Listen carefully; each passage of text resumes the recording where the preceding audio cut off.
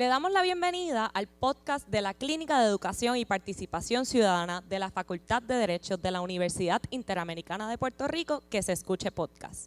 Antes de comenzar, es importante destacar que este podcast es uno no oficial. No representa la opinión de la Universidad Interamericana de Puerto Rico, de sus recintos, de su Facultad de Derecho y ni de cada integrante de la clínica. De ninguna manera este podcast pretende sustituir la orientación legal que le pueda brindar un abogado o una abogada. Lo recomendable es que se asesore con el profesional de su preferencia. En el episodio de hoy discutiremos el tema sobre éxodo de médicos en Puerto Rico. La doctora Elaine Pagan Ortiz obtuvo su doctorado en Medicina Dental de la Universidad de Puerto Rico, donde también completó una certificación postdoctoral en odontología pediátrica, una maestría en ciencias dentales con concentración en odontología pediátrica y una certificación en salud pública con énfasis en lactancia materna. Más recientemente completó una certificación postdoctoral en medicina dental del sueño con diplomado del American Academy of Dental Sleep Medicine. Actualmente se desempeña como dentista del Estado en el Departamento de Salud. Ha ocupado múltiples puestos de liderazgo en la Escuela de Medicina Dental del UPR, incluyendo decana asociada, decana auxiliar de estudiantes y es profesora a tiempo completo desde 2012. Además, ha dirigido clínicas comunitarias y proyectos de salud oral infantil. También mantiene práctica privada, clínica privada. Entonces, saludos, doctora Elaine. ¿Cómo están? Para mí es un placer estar aquí. Muchas gracias. Gracias por estar aquí y comenzamos con su primera pregunta, que es ¿cuál es la situación actual de salud en Puerto Rico? A mí me gustaría enfatizar de que la salud en Puerto Rico en estos momentos está en crisis y está en crisis hace unos cuantos años y me atrevería a decir que los años que nos están esperando ahora, inclusive con los recortes federales, se va a acrecentar esa crisis. Correcto. ¿Y cuál considera usted que es el mayor reto que enfrenta el sistema de salud en Puerto Rico hoy en día? El sistema de salud en Puerto Rico, de los mayores retos que hay es la parte de la infraestructura y definitivamente los profesionales que ahora mismo están disponibles, los profesionales de salud que estén disponibles para brindar los servicios. Tenemos crisis mayormente con eso. Claro. ¿Qué factores crees que está motivando la emigración de los profesionales de salud de Puerto Rico a otros estados, otros lugares? Definitivamente los incentivos salariales que sí. En los Estados Unidos, a nosotros ser ciudadanos americanos, pues realmente la migración se nos hace bastante fácil.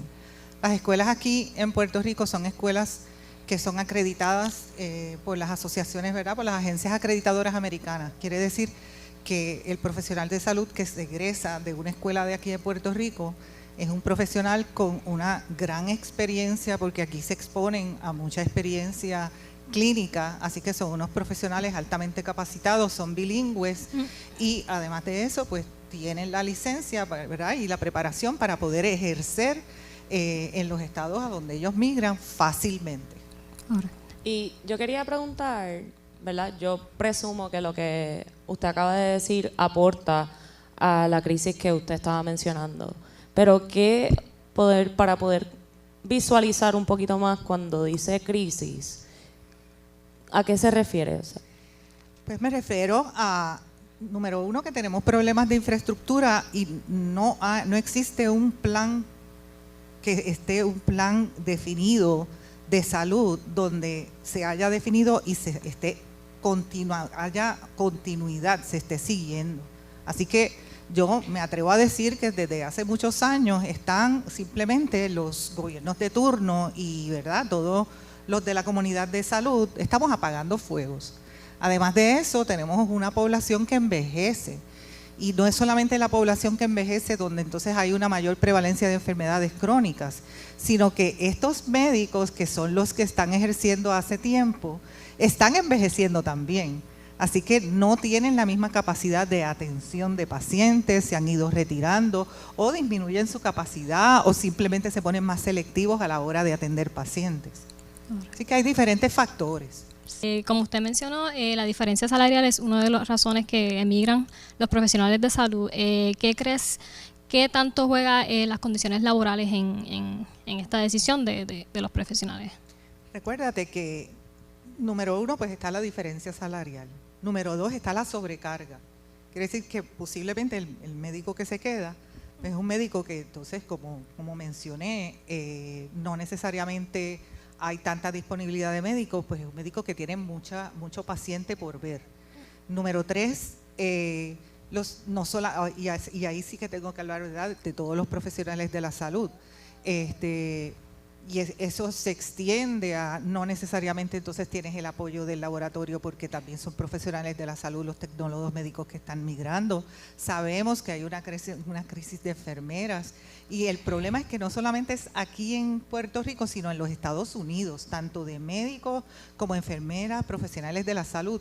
Entonces, nuestros profesionales de salud que son latinos, o sea que son bilingües, entonces se hacen muy necesarios en los Estados Unidos, así que entonces esos esfuerzos de reclutamiento se hacen más fuertes de ellos a venir a reclutar los estudiantes egresados.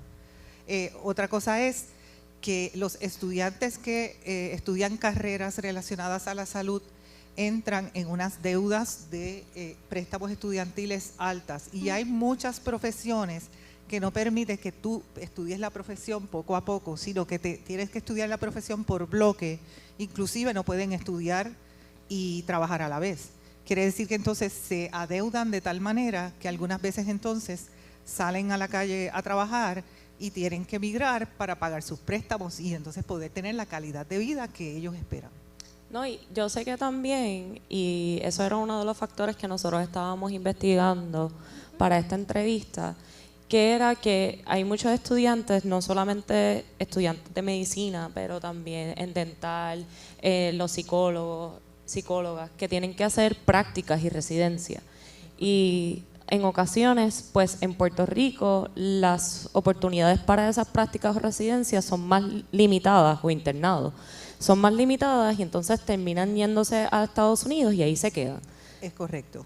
Recuérdense que, y eso lo tengo que decir con orgullo, nosotros somos una población que se educa, así que yo podré decir que, pero entonces no tenemos necesariamente entonces esas ofertas o esas plazas para esos profesionales que desean continuar estudios graduados, y esas plazas entonces están en otro lugar que no es Puerto Rico, que son los Estados Unidos.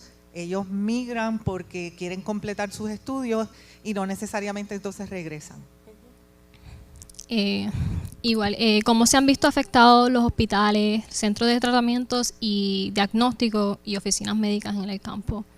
Yo tengo que mencionar, y esto sin hacer ningún juicio, pero realmente tengo que ir a la historia. Nosotros en el 1993 tuvimos un cambio del sistema de salud, lo que le llamaron reforma de salud, le han llamado de diferentes maneras. Significa que ¿verdad? El gobierno dejó de ser responsable por esa atención de salud y la delegó en un tercero, ¿verdad? Que en este caso lo conocemos, que es ACES, etcétera, los IPA. Pero podría decir que todos estos años pasaron y el impacto que ha tenido es que no necesariamente esos servicios de cuidado primario integral han sido consecuentes y se han dado de una manera integral, y ha habido muchos retos con esta parte del sistema de salud, ¿verdad? Que tiene mucho que ahora mismo mejorar. Han intentado varias veces.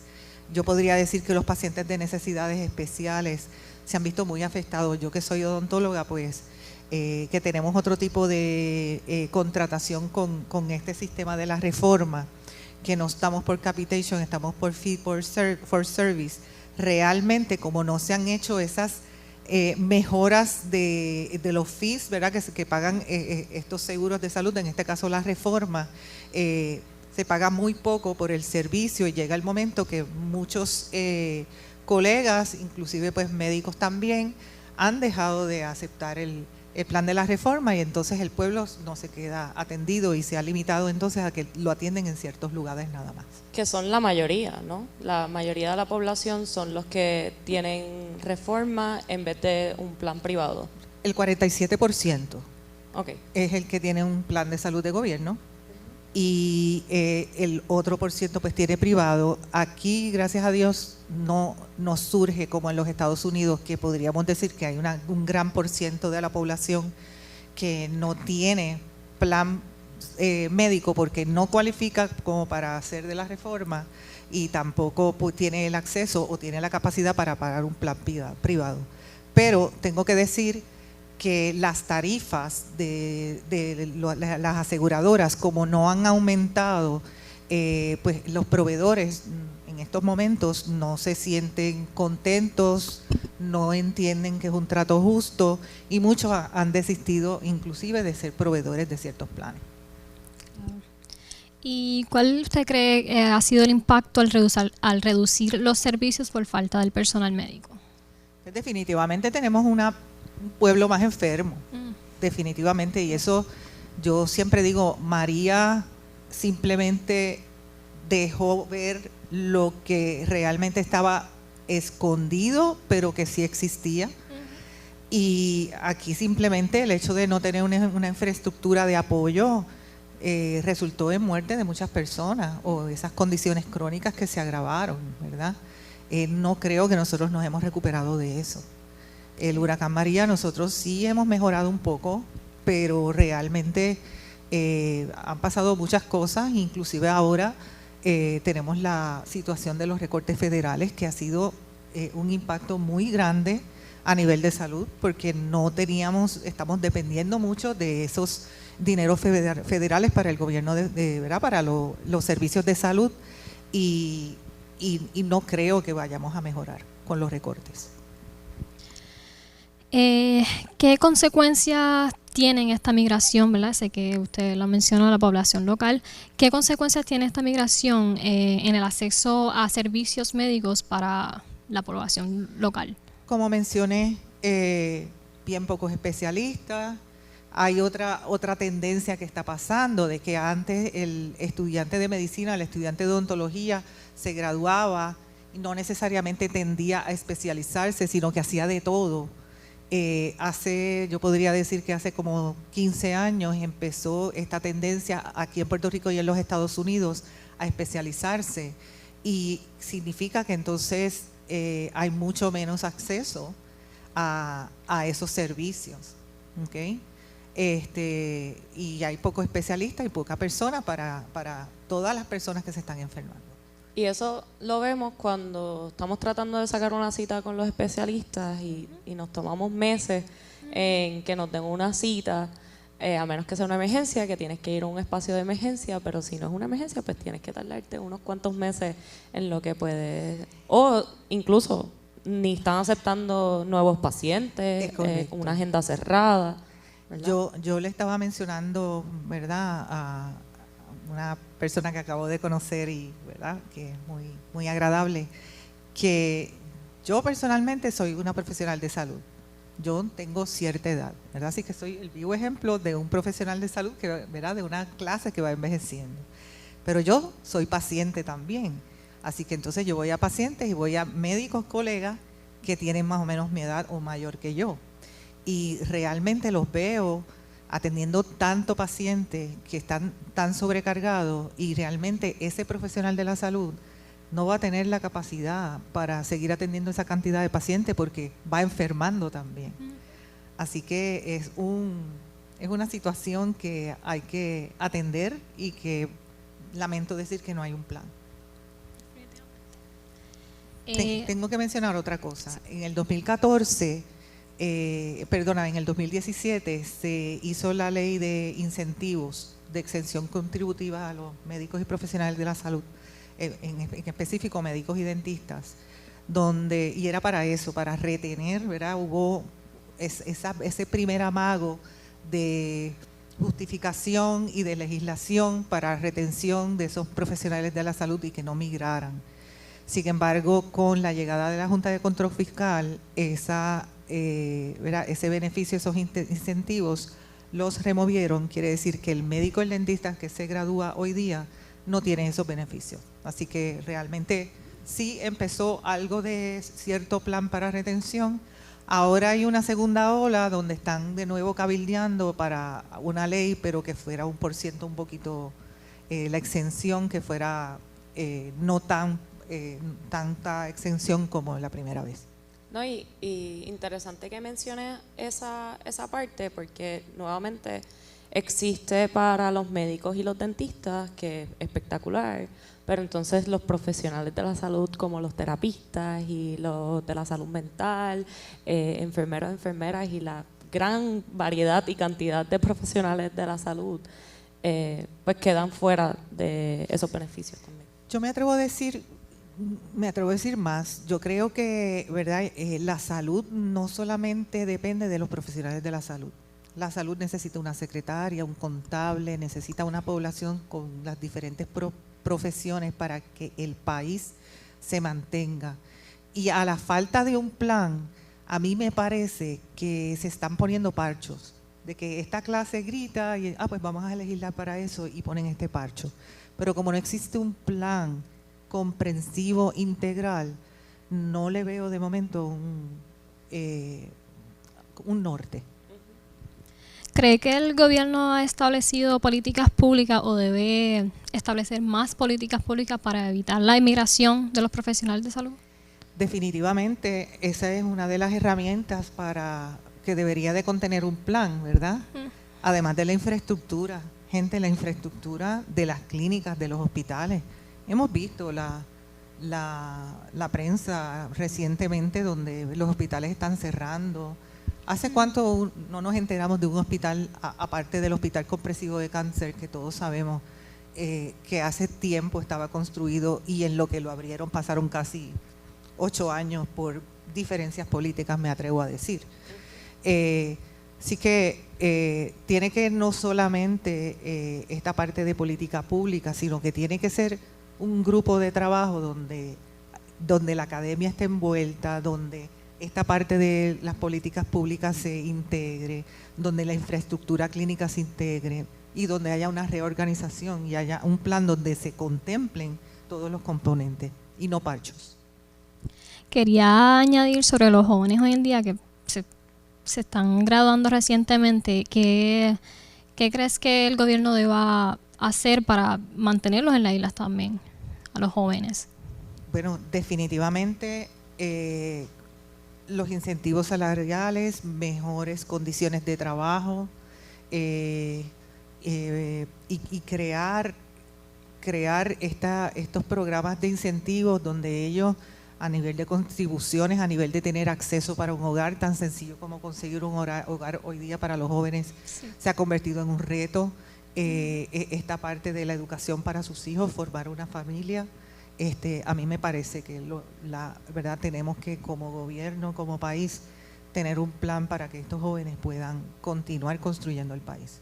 No, y muy interesante lo que usted estaba mencionando, de que la crisis de los profesionales de la salud o la crisis de la salud no la podemos ver como la crisis de la salud solamente, sino que también está afectada indirecta y directamente por múltiples otras crisis, ¿verdad? Porque la infraestructura también de la energía eléctrica, ¿cuántas veces hemos visto que en los hospitales se va la luz? Y ahí también imposibilita el trato y también afecta a los profesionales de la salud y la frustración y después la crisis de la salud mental y hay múltiples crisis que juegan un rol participativo en la crisis de la salud también. Yo me atrevo a decir que estamos ahora mismo en un nivel muy preocupante en términos de salud, donde tenemos una población que la salud pende de un hilo en todos los aspectos, inclusive salud mental. Tenemos otros factores que están contribuyendo. Tuvimos pandemia, igual que el mundo, pero no olvidemos que habíamos salido de una crisis natural, un desastre natural que fueron los huracanes. Y los terremotos después. Los terremotos, y además de eso, tenemos el problema de infraestructura que hemos normalizado, pero tiene mucha repercusión de lo que es salud. Hay personas que pierden las vidas si no están continuamente recibiendo unos servicios y no todo el tiempo tú tienes la capacidad adquisitiva para mantener tu planta operante o con el combustible, o no tienes acceso a unas placas solares, o esas son cosas que se dañan y hemos normalizado. Sin embargo, se cobran vidas. ¿Okay? Yo personalmente, esas vidas tuvieron nombre y apellido en María. Yo conozco personas que perdieron sus vidas durante el proceso por no tener energía eléctrica. ¿Qué mensaje le daría a la población sobre su rol en el cuidado de la profesión?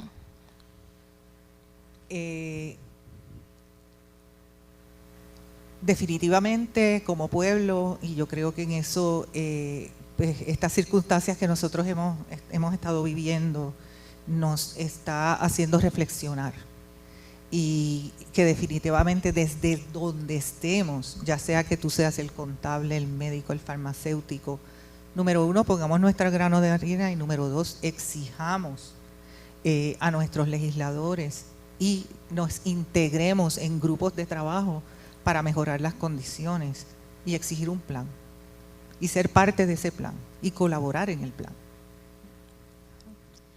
¿Qué le diría a un joven ¿qué le diría a un joven que hoy considera estudiar medicina o enfermería en Puerto Rico?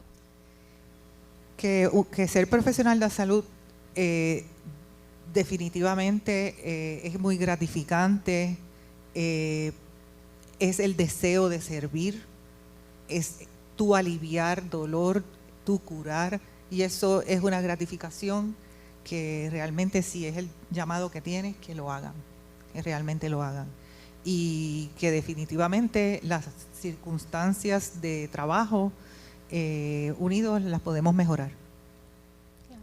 Muchas gracias, doctora Elaine. Gracias a ustedes. Gracias a todos los que nos están escuchando en este episodio. Sintonicen para los próximos episodios de Que Se Escuche Podcast. Síganos en nuestras redes sociales y hasta la próxima. Gracias. Hasta luego.